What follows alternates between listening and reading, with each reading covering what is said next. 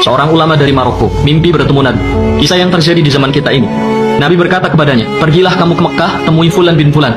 Beritahu dia bahwa dia adalah ahli surga." Malam kedua pun dia mimpi yang sama. Malam ketiga pun juga. 3 malam berturut-turut mimpi Nabi dengan pesan yang sama. Maka ulama Maroko ini pun mengumpulkan hartanya, perbekalannya untuk pergi ke Mekah. Sesampainya di Mekah, ia melakukan umroh, lalu menghubungi sahabat-sahabatnya para ulama Mekah untuk menanyakan orang yang dia cari. Maka bersama-sama dengan para ulama Mekah, mereka mencari orang yang dimaksud. Dapat info, dia tinggal di daerah pelosok. Sesampainya di daerah yang dimaksud, para ulama ini bertanya kepada penduduk setempat, "Kau tahu rumah Fulan bin Fulan?" Penduduk itu pun kaget. "Kalian, para ulama, dengan pakaian terhormat, kalian orang-orang soleh dengan penampilan alim seperti ini, mencari Fulan bin Fulan?" "Iya, memangnya kenapa?" kata ulama Maroko itu. "Kalian akan tahu sendiri setelah bertemu dengan orangnya." Maka ditunjukkanlah rumah orang yang dimaksud. Begitu pintu diketuk, yang keluar adalah seorang laki-laki dengan penampilan preman, dekil, fasik. Ulama Maroko ini kaget.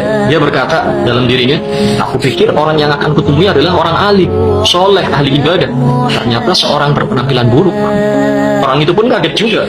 Kenapa para ulama mengunjunginya? Ulama Maroko bertanya, "Apa benar kau Fulan bin Fulan?" "Ya, benar. Siapa kalian? Mau apa kalian datang ke rumah?" Ulama Maroko ini berkata, "Aku dari Maroko, datang jauh-jauh ke Mekah untuk mencarimu. Sebab ada pesan yang harus kusampaikan padamu. 3 malam berturut-turut aku bermimpi Rasulullah Shallallahu Alaihi Wasallam. Beliau berpesan, pergilah kamu ke Mekah, temui Fulan bin Fulan. Beritahu dia bahwa dia ahli surga." Demi Allah, aku tak melebih-lebihkan apa yang beliau sampaikan ini. Orang ini pun menangis, menepuk-nepuk kepalanya, gak percaya. "Aku ahli surga? Oh, pasti bohong. Orang sepertiku tidak mungkin mendapat kabar seperti ini." Ulama Maroko ini mengatakan, "Wallahi, aku baru selesai umroh. Tidak mungkin aku dusta dalam kata-kataku." Orang itu pun terduduk lemas, dia menangis. Ulama Maroko berkata, "Demi Allah, apa amal perbuatan yang kau lakukan sampai kau dapat kabar gembira seperti ini?" Dia pun menjawab, "Aku ini orang hina, orang paling rusak, paling bejat di kota ini. Aku selalu sembrono dalam sholat. Bertahun-tahun aku tak pernah ke Masjidil Haram padahal aku tinggal dekat Ka'bah. Aku ini orang rusak, aku tidak punya amal apapun." Maka ditanya lagi, "Coba kau ingat-ingat lagi, mungkin kau punya amal yang kau lupakan." Maka orang ini mengingat-ingat, lalu dia katakan, "Iya, aku punya satu amal baik, dan cuma ini amal baik yang aku punya. Tidak ada amal soleh lain selain yang ini. Dulu, aku pernah punya seorang tetangga, dia mati. Dia meninggalkan istrinya menjanda dan anak-anaknya yatim. Saat itu aku bernazar akan membagi 2 semua upahku. Satu untukku dan keluargaku, satu lagi untuk janda tetanggaku dan anak-anaknya. Wallahi, dari semenjak itu sampai hari ini, aku masih terus membagi 2 upahku untuk keluargaku dan untuk mereka."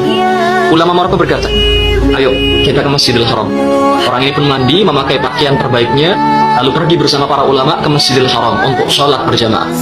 Pertama kali dia masuk Masjidil Haram, dia menangis. Dia terus menangis, sudah henti-henti sampai dikumandangkan iqamat sholat.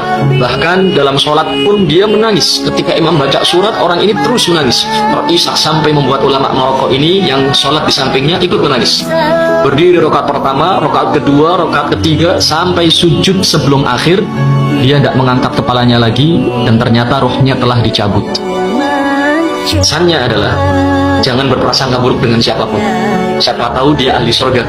Satu-satunya makhluk yang boleh kita buruk sangka dengannya hanyalah diri kita sendiri.